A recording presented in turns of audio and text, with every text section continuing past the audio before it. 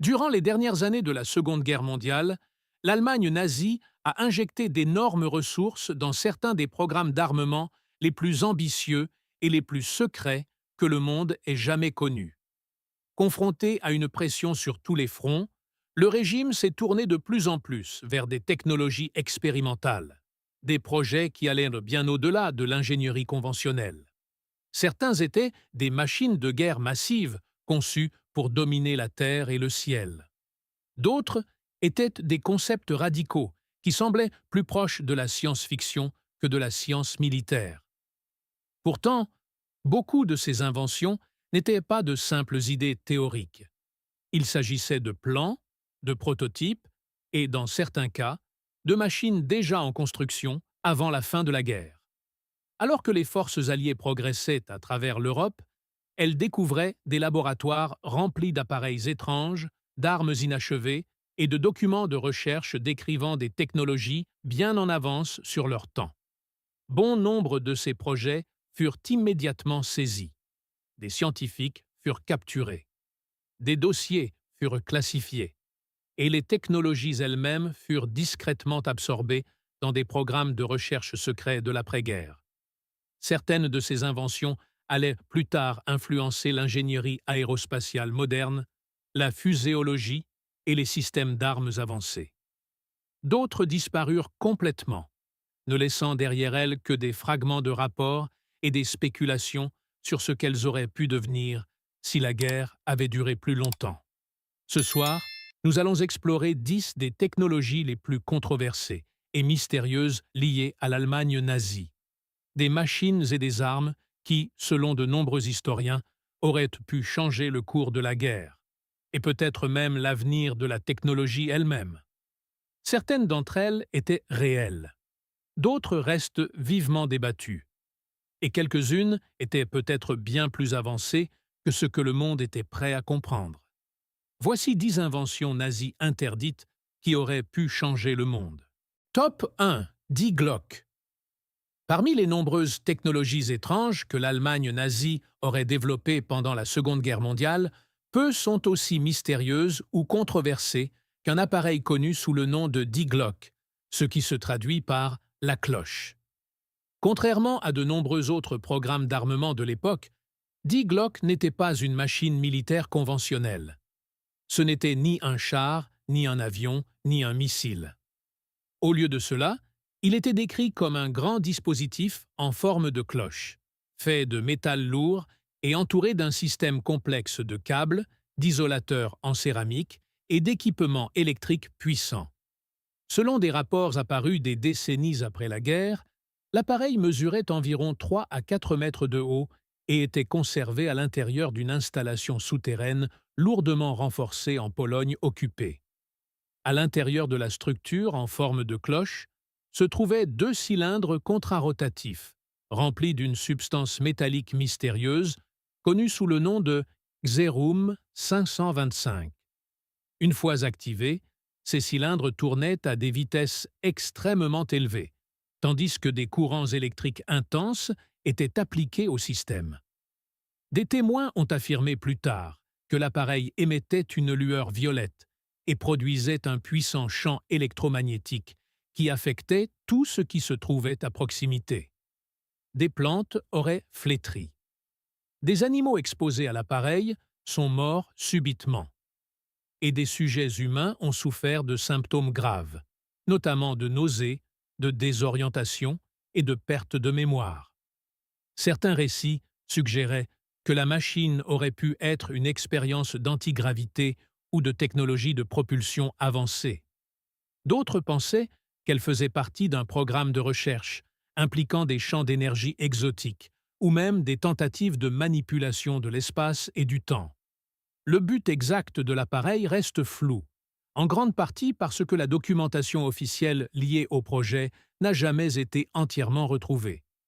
L'histoire de Die Glock a d'abord attiré l'attention du grand public grâce aux recherches du journaliste polonais Igor Witkowski, qui prétendait avoir vu des transcriptions d'interrogatoires classifiées d'un ancien officier SS lié au projet. Selon ces documents, l'appareil a été développé sous la supervision du général SS Hans Kammler l'homme même responsable de nombreux programmes d'armes les plus avancés de l'Allemagne vers la fin de la guerre.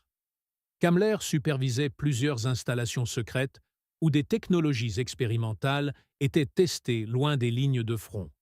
Mais alors que la guerre s'effondrait en 1945, Kammler lui-même disparut dans des circonstances mystérieuses. Certains rapports suggèrent qu'il s'est suicidé. D'autres prétendent qu'il s'est échappé et a été secrètement placé en détention par les forces alliées en raison des connaissances qu'il possédait. Ce qui est arrivé à Die Glocke elle-même est tout aussi flou. Aucune photographie confirmée de l'appareil n'a jamais fait surface. Aucun prototype survivant n'a été trouvé. Mais près de l'endroit où le projet aurait été testé, des enquêteurs ont découvert une étrange structure circulaire en béton connue aujourd'hui sous le nom de The Henge. La structure se compose de piliers massifs en béton armé disposés en cercle.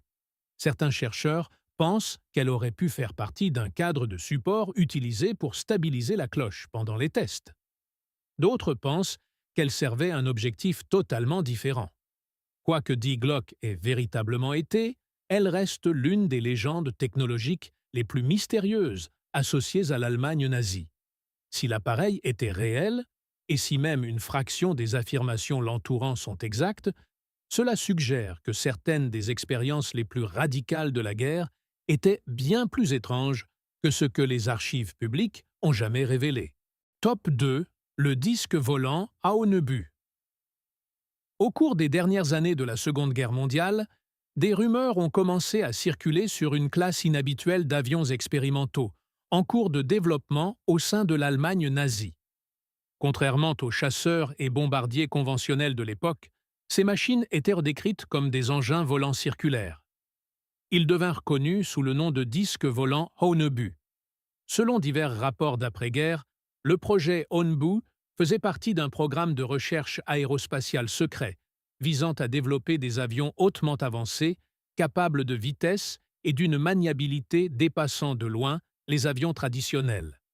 Les conceptions présentaient apparemment une cellule en forme de disque avec un cockpit central et un système de propulsion ne ressemblant à rien de ce qui était utilisé dans la technologie aéronautique standard des années 1940. Certaines descriptions suggèrent que l'engin reposait sur un système de turbines rotatives combiné à une propulsion par jet avancé. D'autres affirment que le projet impliquait des concepts de propulsion électromagnétique expérimentale qui étaient encore mal compris. Des plans prétendument liés au projet Haunebü décrivent plusieurs modèles différents. Les plus petites versions étaient destinées à être des engins de reconnaissance. Des variantes plus grandes étaient conçues pour transporter plusieurs membres d'équipage et même des armes lourdes. L'un des modèles les plus fréquemment cités était le Haunebü 2, dont on disait qu'il était capable d'atteindre des vitesses dépassant les 2000 km/h, un chiffre extraordinaire pour les avions de cette époque. Si de telles performances avaient pu être atteintes pendant la Seconde Guerre mondiale, elles auraient largement dépassé les capacités des chasseurs alliés. Les partisans de l'histoire du Haunebü citent souvent des rapports épars de pilotes alliés qui affirmaient avoir rencontré d'étranges objets aériens lors de missions de combat. Ces objets étaient décrits comme des lumières se déplaçant rapidement ou des disques métalliques capables de changer brusquement de direction et de surpasser les avions conventionnels. Des observations similaires seraient plus tard associées à ce que les pilotes appelaient les Foo Fighters. Cependant, la nature exacte de ces observations reste vivement débattue. De nombreux historiens pensent qu'il s'agissait simplement de phénomènes atmosphériques mal identifiés, d'appareils alliés expérimentaux ou de reflets causés par l'activité électrique autour des avions. D'autres soutiennent que le désespoir de l'Allemagne à la fin de la guerre a poussé les ingénieurs à explorer des conceptions d'avions extrêmement non conventionnelles, dont certaines auraient pu atteindre le stade de prototype. Ce qui rend l'histoire du Haunebü si difficile à vérifier est le manque de documentation survivante. Alors que les forces alliées progressaient en Allemagne en 1945, de nombreuses installations de recherche furent détruites. Les ingénieurs brûlèrent les archives. Les laboratoires furent évacués.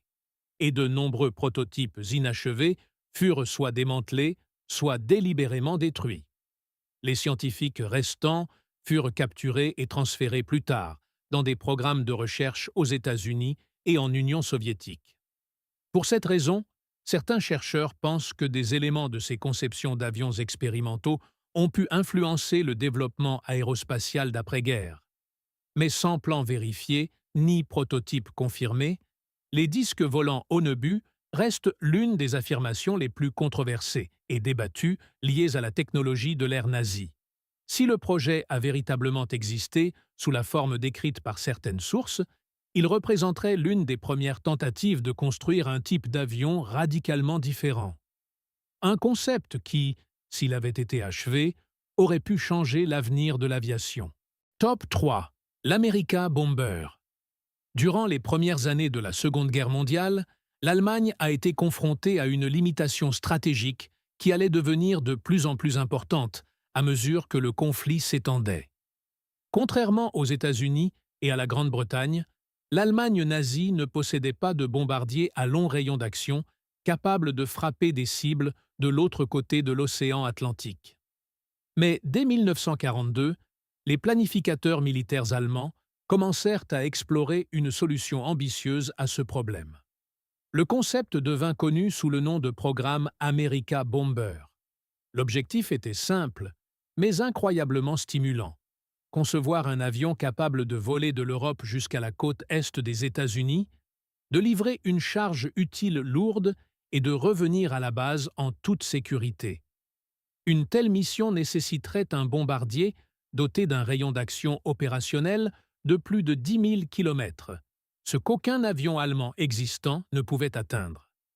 Plusieurs grands constructeurs aéronautiques furent invités à soumettre des projets. Parmi les entreprises impliquées figuraient Messerschmitt, Junkers et Focke-Wulf, chacune proposant des approches différentes pour résoudre le problème de l'autonomie. L'un des candidats les plus sérieux était le Messerschmitt Me 264, un bombardier quadrimoteur massif conçu spécifiquement pour les opérations transatlantiques. L'avion présentait une envergure dépassant les 40 mètres et était construit avec une capacité de carburant longue distance à l'esprit. Les premiers prototypes ont réussi les vols d'essai, démontrant que le concept de base était techniquement réalisable. Un autre projet ambitieux est venu de la société Junkers, sous la forme du Ju 390, un avion encore plus grand développé à partir de l'avion de transport Ju 290. Le Ju 390 était capable de transporter des charges lourdes sur des distances extrêmement longues et aurait effectué plusieurs vols d'essai réussis pendant la guerre. Certains récits historiques affirment même qu'un prototype aurait effectué un vol de reconnaissance loin dans l'Atlantique, bien que ces rapports restent débattus parmi les historiens. Malgré ces développements prometteurs, le programme America Bomber a dû faire face à d'énormes défis. Les moteurs longue distance n'étaient pas fiables.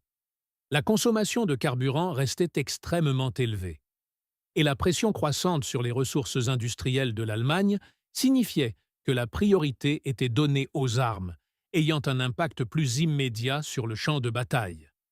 En 1944, alors que les campagnes de bombardements alliés s'intensifiaient et que les villes allemandes subissaient des attaques constantes, le programme fut progressivement abandonné.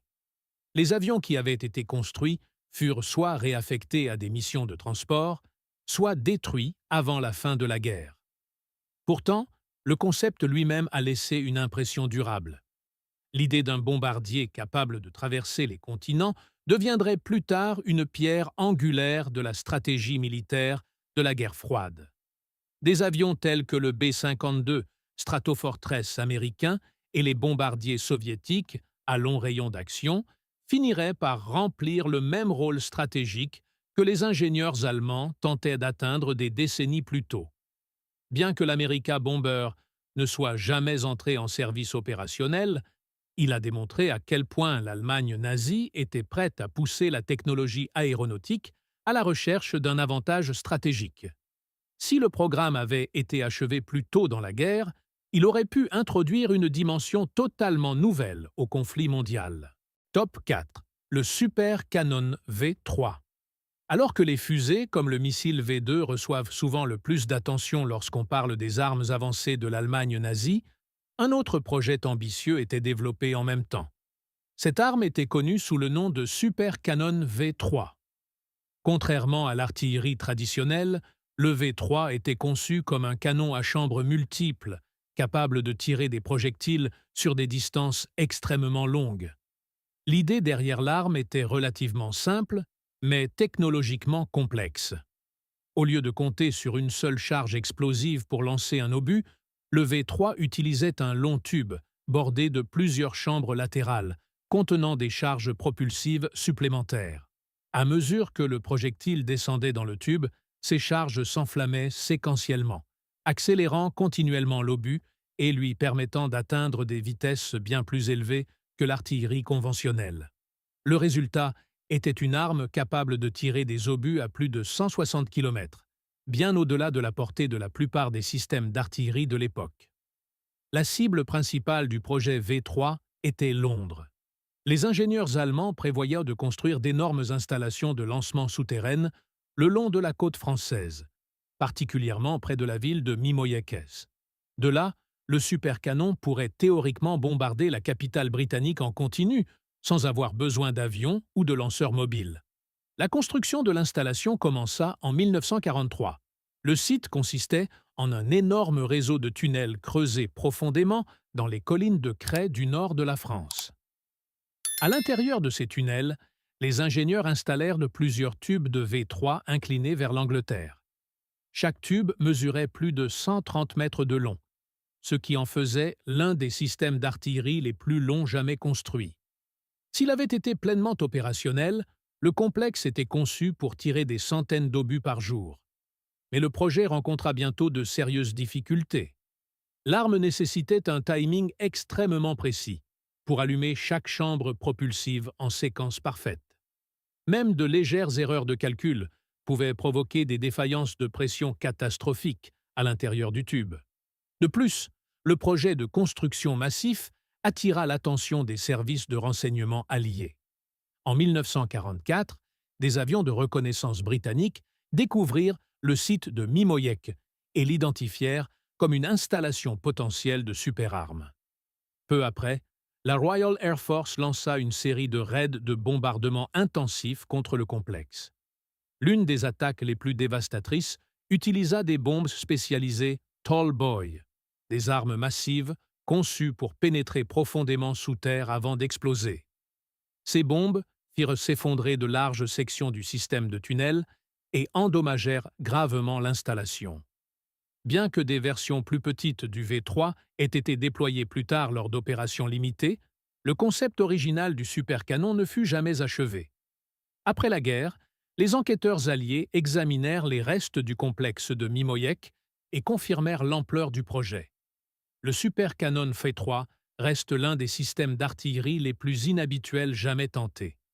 Si l'arme avait été achevée et pleinement opérationnelle, elle aurait pu introduire une nouvelle forme de bombardement à longue distance capable de frapper des villes sans avertissement. Top 5. L'avion à réaction furtif Orten O-229. Au cours des dernières années de la Seconde Guerre mondiale, l'Allemagne cherchait désespérément de nouvelles technologies capables d'inverser le cours du conflit. L'un des projets d'avions les plus remarquables à émerger pendant cette période fut l'Orten O-229, une aile volante révolutionnaire propulsée par jet, conçue par les frères allemands Walter et Reimar Orten. Contrairement aux avions traditionnels, qui reposaient sur un fuselage avec des ailes et des sections de queue séparées, le O-229 utilisait une conception d'aile volante. Cela signifiait que l'avion tout entier consistait en une structure d'aile unique et lisse, sans queue verticale. Cette conception présentait plusieurs avantages importants. Elle réduisait considérablement la traînée aérodynamique, permettant à l'avion de voyager à des vitesses plus élevées, tout en consommant moins de carburant. Plus important encore, la forme lisse de l'aile volante réduisait la signature radar de l'avion. Bien que la technologie radar soit encore relativement primitive pendant la guerre, la conception du O-229 a involontairement créé ce que les ingénieurs modernes reconnaissent aujourd'hui comme les premières caractéristiques de furtivité. L'avion était également propulsé par deux turboréacteurs Jumo 004, le même type que celui utilisé sur le célèbre chasseur à réaction allemand Me-262. Avec ces moteurs, le O-229 devait atteindre des vitesses de plus de 960 km/h, ce qui en faisait l'un des avions les plus rapides de son époque. En plus de la vitesse, l'avion était conçu pour transporter des bombes ou des armes lourdes, lui permettant potentiellement de remplir à la fois des rôles de chasseur et de bombardier. Le premier prototype du O-229 fut construit principalement en bois et en matériaux légers, en raison des pénuries de métaux en temps de guerre. Malgré ces limitations, les premiers essais en vol ont montré des résultats prometteurs.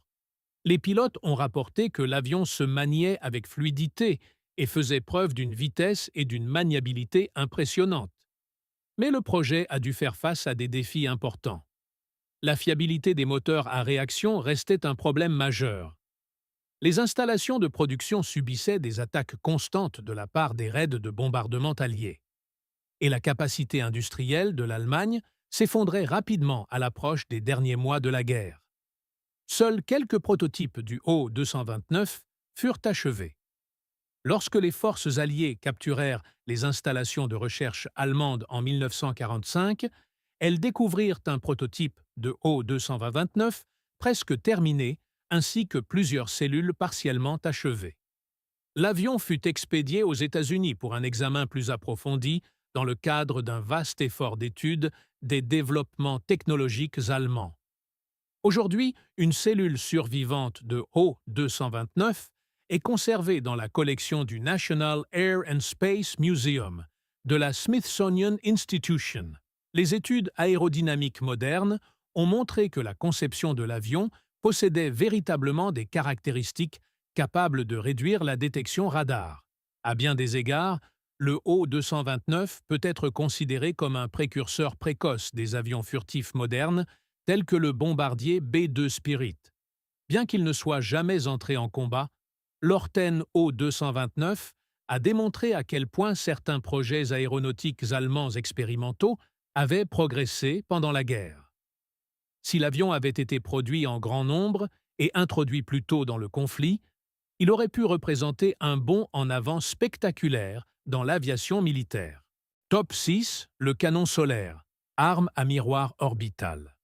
Parmi les nombreux concepts étranges explorés par les scientifiques allemands pendant la Seconde Guerre mondiale, l'un des plus ambitieux impliquait une arme qui fonctionnerait non pas sur Terre, mais dans l'espace. L'idée était connue sous le nom de canon solaire, parfois appelé arme à miroir orbital. Le concept provenait du pionnier allemand des fusées Hermann Oberth, l'un des premiers visionnaires du vol spatial. Oberth pensait que la technologie avancée des fusées permettrait un jour de placer de grandes structures en orbite autour de la Terre. De cette idée est née une proposition bien plus controversée. Les ingénieurs allemands envisagèrent la possibilité de construire un miroir réfléchissant géant positionné en orbite au-dessus de la planète. Le miroir concentrerait la lumière du Soleil et la redirigerait vers des cibles spécifiques au sol. En théorie, l'énergie solaire concentrée pourrait générer une chaleur intense, capable de détruire des villes, d'enflammer de vastes zones ou de vaporiser des installations militaires. Le miroir proposé aurait été énorme. Certaines conceptions suggéraient une surface réfléchissante mesurant plus d'1 kilomètre de diamètre. La structure serait positionnée à environ 8000 km au-dessus de la Terre, lui permettant de se déplacer au-dessus de vastes régions de la planète. En ajustant son orientation, les opérateurs pourraient théoriquement diriger la lumière solaire concentrée vers des emplacements stratégiques. Pour entretenir la station et contrôler le miroir, le concept incluait même une petite plateforme orbitale, où des astronautes pourraient vivre et exploiter le système. Bien sûr, dans les années 1940, Cette idée dépassait de loin les capacités technologiques pratiques de n'importe quelle nation. La technologie des fusées n'en était qu'à ses balbutiements. Même les fusées allemandes les plus avancées, comme la V2, n'étaient capables que de courts vols suborbitaux. Lancer des structures massives dans l'espace aurait nécessité des lanceurs bien plus puissants que tous ceux qui étaient disponibles à l'époque. Pour cette raison, de nombreux historiens considèrent le canon solaire davantage comme un concept théorique à long terme que comme une arme de guerre réaliste. Néanmoins, l'idée démontrait à quel point les scientifiques allemands étaient prêts à penser au-delà de la guerre conventionnelle. La notion d'armes opérant depuis l'espace deviendrait plus tard un sujet de recherche sérieux pendant la guerre froide. Les États-Unis et l'Union soviétique ont tous deux étudié des systèmes d'armes orbitaux, y compris des lasers basés dans l'espace, des plateformes de missiles et d'autres concepts conçus pour attaquer des cibles sur Terre depuis l'orbite. Aujourd'hui, les traités internationaux restreignent le déploiement d'armes dans l'espace, mais les planificateurs militaires étudient toujours les technologies spatiales avancées. Bien que le canon solaire n'ait jamais été construit, il représente l'un des premiers concepts documentés de systèmes d'armes basés dans l'espace. Si une telle technologie était devenue réalisable pendant la guerre, elle aurait représenté une toute nouvelle forme de guerre. Une guerre s'étendant bien au-delà de l'atmosphère terrestre. Top 7. Landkreuzer Pepplmil-Rath. Pendant la Seconde Guerre mondiale, l'Allemagne nazie est devenue célèbre pour avoir conçu certains des véhicules militaires les plus grands et les plus lourdement blindés jamais imaginés. Mais aucun n'était aussi extrême que le projet Landkreuzer Pepplmil-Rath. Le nom Rath, qui signifie « rat » en allemand, ne reflétait guère l'échelle colossale de cette machine. La conception prévoyait un véhicule qui pèserait environ 1000 tonnes, ce qui le rendrait bien plus grand que n'importe quel char jamais construit. Pour mettre cela en perspective, le char allemand Tigre Prum, l'un des véhicules blindés les plus puissants utilisés pendant la guerre, pesait environ 57 tonnes. Le Rat aurait été près de 20 fois plus lourd. Le véhicule était envisagé comme une sorte de cuirassé terrestre, une plateforme blindée massive capable de transporter des armes que l'on trouve normalement sur des navires de guerre. L'armement principal devait comprendre deux énormes canons navals de 280 mm, du même type que ceux utilisés sur les cuirassés allemands. Ces canons pouvaient tirer des obus pesant des centaines de kilogrammes sur des distances de plus de 40 km. En plus des canons principaux, le Rat aurait été équipé de plusieurs armes secondaires. Celles-ci comprenaient des pièces d'artillerie plus petites, des canons anti-aériens et des tourelles de mitrailleuses conçues pour défendre le véhicule contre les attaques aériennes et d'infanterie.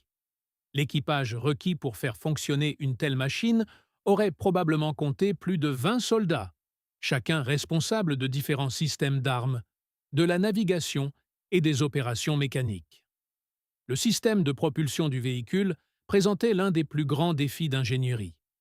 Les propositions initiales suggéraient d'alimenter le Rat avec deux grands moteurs diesel navals, semblables à ceux utilisés dans les sous-marins allemands.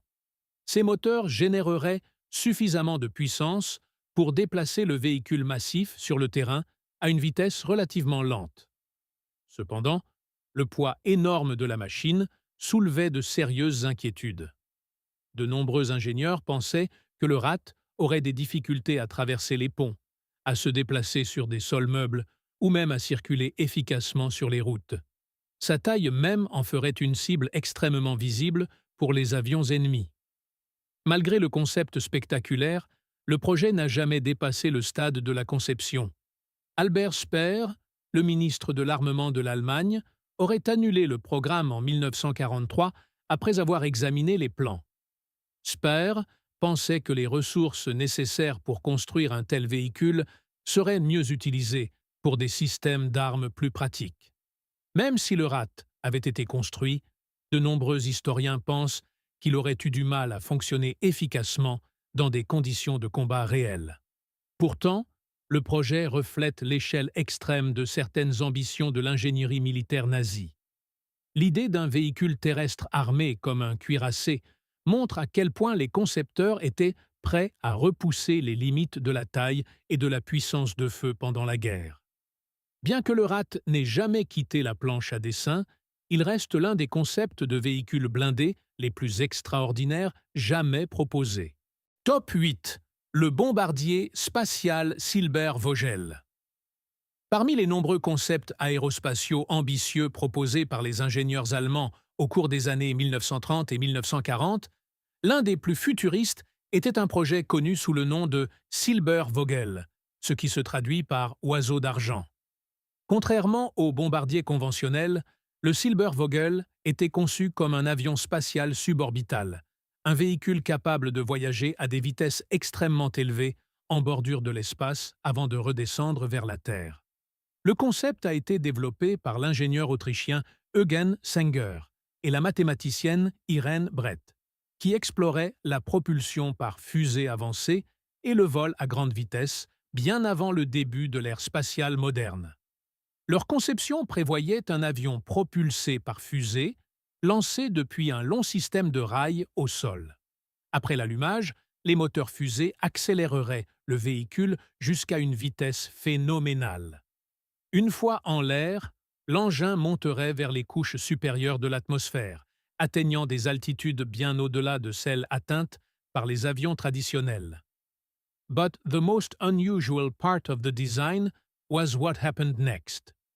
Au lieu de suivre une trajectoire de vol normale, le Silbervogel était censé effectuer une série de manœuvres de ricochet à travers la haute atmosphère. Dans ce processus, l'avion plongerait brièvement dans l'atmosphère, générerait de la portance, puis rebondirait vers l'espace, semblable à une pierre ricochant sur la surface de l'eau. Chaque rebond permettrait à l'engin de parcourir des milliers de kilomètres à travers la planète. Grâce à cette méthode, le Silbervogel pourrait théoriquement voler de l'Europe vers des cibles en Amérique du Nord, puis continuer autour du globe avant de finalement atterrir en territoire ami. L'avion aurait transporté une charge utile de bombes petite mais puissante. En raison de sa vitesse et de son altitude incroyable, il aurait été extrêmement difficile pour les défenses ennemies de l'intercepter. Au moment où le concept a été proposé, la technologie requise était encore bien au-delà de ce qui pouvait être réalisé pendant la guerre. Les moteurs fusées nécessaires pour un tel véhicule n'existaient pas encore.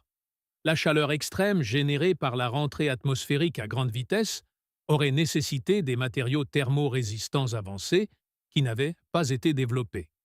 Et la navigation complexe requise pour le vol par ricochet posait d'énormes défis techniques. Pour ces raisons, le projet Silbervogel n'a jamais progressé au-delà des études théoriques et des calculs expérimentaux. Cependant, les idées derrière la conception se sont avérées remarquablement en avance sur leur temps. Des décennies plus tard, les ingénieurs aérospatiaux étudiant le vol hypersonique et la rentrée des engins spatiaux exploreraient bon nombre des mêmes principes décrits dans les travaux de Sänger. Des concepts tels que les avions spatiaux, les engins spatiaux réutilisables et les véhicules de glisse hypersoniques font tous écho à certains aspects de la conception du Silbervogel. Bien qu'il ne soit resté qu'un concept pendant la Seconde Guerre mondiale, l'oiseau d'argent représente l'une des premières visions d'un véhicule capable de voyager à travers la frontière de l'espace. Si un tel engin avait été développé avec succès pendant la guerre, il aurait représenté un saut révolutionnaire dans la technologie aérospatiale. Top 9. Le projet nucléaire nazi. Pendant la Seconde Guerre mondiale, des scientifiques du monde entier ont commencé à réaliser que l'atome lui-même contenait une quantité énorme d'énergie. Si cette énergie pouvait être libérée lors d'une réaction contrôlée, elle pourrait produire une arme bien plus puissante que tout ce que l'humanité avait jamais vu. L'Allemagne fut l'un des premiers pays à commencer à explorer cette possibilité. Le programme devint connu sous le nom de Projet Uranium ou Uranverein. Des physiciens allemands commencèrent à étudier la fission nucléaire peu après la découverte du processus en 1938. Parmi les scientifiques impliqués figuraient certains des physiciens les plus respectés de l'époque, notamment Werner Heisenberg, un scientifique lauréat du prix Nobel, célèbre pour ses travaux en mécanique quantique. L'objectif du projet était de déterminer si les réactions nucléaires pouvaient être utilisées pour générer de l'énergie ou potentiellement créer un nouveau type d'arme explosive. Les premières recherches se sont concentrées sur la compréhension de la manière dont les atomes d'uranium pouvaient être divisés pour libérer de l'énergie. Les scientifiques ont également étudié la possibilité de créer une réaction en chaîne, où un événement de fission en déclencherait beaucoup d'autres, libérant des quantités massives d'énergie. Cependant, le programme nucléaire allemand a dû faire face à des obstacles majeurs. L'un des plus grands défis consistait à obtenir des quantités suffisantes d'uranium enrichi, nécessaires pour entretenir une réaction nucléaire en chaîne. La production d'uranium enrichi nécessite des processus industriels extrêmement complexes. L'économie de guerre de l'Allemagne a eu du mal à consacrer les ressources nécessaires à un projet aussi exigeant. Une autre difficulté critique concernait l'utilisation de l'eau lourde, que les scientifiques pensaient pouvoir aider à contrôler les réactions nucléaires à l'intérieur de réacteurs expérimentaux. De grandes quantités d'eau lourde étaient produites dans une installation en Norvège. Mais cette installation devint une cible majeure pour les opérations de sabotage alliées. Lors d'une série de missions audacieuses, des résistants norvégiens et des commandos alliés ont réussi à endommager l'usine de production d'eau lourde, ralentissant considérablement les recherches nucléaires de l'Allemagne. Pendant ce temps, les scientifiques allemands poursuivaient leurs expériences avec de petits réacteurs nucléaires conçus pour étudier les réactions en chaîne. Mais ces réacteurs n'ont jamais atteint les réactions entretenues nécessaires pour passer à la construction d'une bombe atomique. Au cours des dernières années de la guerre, le projet nucléaire allemand avait pris beaucoup de retard sur l'effort allié. Aux États-Unis, le projet Manhattan progressait déjà rapidement vers le développement réussi d'armes nucléaires. Lorsque les forces alliées capturèrent les laboratoires et les centres de recherche allemands en 1945, elles découvrirent que le projet Uranium avait fait des progrès scientifiques importants mais n'était pas prêt de produire une arme nucléaire fonctionnelle. Bon nombre des scientifiques impliqués dans le projet furent détenus et interrogés par les services de renseignement alliés. Certains furent recrutés plus tard dans des programmes de recherche d'après-guerre. Bien que l'Allemagne n'ait jamais réussi à construire une bombe atomique, le projet Uranium représente l'une des premières tentatives à grande échelle d'exploiter l'énergie nucléaire à des fins militaires. Si le programme avait progressé davantage, ou si l'Allemagne avait obtenu les ressources nécessaires, le cours de la guerre aurait pu être très différent. Top 10. Les expériences nazies sur la propulsion d'OVNI. À mesure que la Seconde Guerre mondiale approchait de sa fin, des histoires commencèrent à circuler sur des programmes de recherche secrets au sein de l'Allemagne nazie, qui exploraient des systèmes de propulsion extrêmement non conventionnels. Ces projets étaient souvent liés à des rapports d'avions en forme de disque et d'autres véhicules expérimentaux qui ne ressemblaient pas aux avions traditionnels. Selon divers récits apparus après la guerre, certains ingénieurs allemands étudiaient de nouveaux concepts de propulsion qui allaient bien au-delà des moteurs à réaction ou de la technologie des fusées. Ces idées comprenaient des systèmes électromagnétiques rotatifs, des entraînements par turbine à grande vitesse et des champs d'énergie expérimentaux conçus pour générer de la portance sans l'utilisation d'ailes conventionnelles. Certains de ces concepts auraient été liés à des groupes de recherche secrets opérant sous l'autorité de la SS, qui possédait ses propres programmes scientifiques indépendants, distincts de la structure de commandement militaire standard. Les partisans de ces théories citent souvent des rapports épars de la fin de la guerre décrivant des objets volants inhabituels observés au-dessus de l'Europe. Les pilotes alliés rapportaient occasionnellement avoir rencontré des sphères lumineuses ou d'étranges objets en forme de disque qui se déplaçaient rapidement et semblaient capables de changer de direction avec une vitesse incroyable. Ces observations étaient souvent appelées « Foo Fighters ». À l'époque, les forces alliées et allemandes soupçonnaient que ces objets pourraient représenter des armes ennemies secrètes. Cependant, après la guerre, aucune preuve claire n'est apparue liant ces observations à une conception d'avion confirmée. Les historiens et les experts en aviation pensent généralement que la plupart de ces rapports peuvent être expliqués par des effets atmosphériques, des décharges électriques ou des interférences radar expérimentales. Néanmoins, l'idée que l'Allemagne ait pu explorer des technologies de propulsion non conventionnelles continue d'attirer l'attention. Certains chercheurs soutiennent que certains programmes scientifiques allemands expérimentèrent des concepts avancés, impliquant des champs rotatifs et des systèmes électriques à haute énergie. D'autres pensent que ces histoires ont pris de l'ampleur au fil du temps, mêlant de réels projets d'avions expérimentaux à des spéculations d'après-guerre. Ce qui est certain, c'est que la fin de la Seconde Guerre mondiale a déclenché un effort massif de la part des puissances alliées pour capturer les connaissances scientifiques allemandes. Grâce à des programmes tels que l'opération Paperclip, des centaines d'ingénieurs et de scientifiques allemands furent transférés aux États-Unis pour poursuivre leurs travaux. Bon nombre de ces personnes jouèrent plus tard des rôles importants dans le développement précoce des fusées et de l'aérospatiale aux États-Unis. Parce que tant de documents et de prototypes furent saisis ou détruits pendant les derniers jours de la guerre, l'étendue réelle de certaines technologies allemandes expérimentales ne sera peut-être jamais totalement connue. Le fait que les histoires sur des engins en forme de disque et des systèmes de propulsion inhabituels contiennent une part de vérité reste un sujet de débat. Mais elles continuent de représenter l'un des aspects les plus intrigants et controversés des mystères technologiques entourant l'Allemagne nazie. Lorsque nous regardons en arrière vers les dernières années de la Seconde Guerre mondiale, il devient clair que l'Allemagne nazie poursuivait l'innovation technologique à un rythme extraordinaire. Confronté à une pression croissante sur de multiples fronts, le régime a investi massivement dans des armes expérimentales et une recherche scientifique de pointe. Certains de ces projets ont produit de véritables percées. L'Allemagne a développé les premiers chasseurs à réaction opérationnels au monde, des missiles balistiques avancés et une large gamme de concepts d'ingénierie d'avant-garde qui allaient, plus tard, influencer la technologie de l'après-guerre. Mais, aux côtés de ces réalisations confirmées, se trouvaient de nombreux autres projets, certains pratiques, d'autres expérimentaux, et certains qui bordaient les limites de la science-fiction.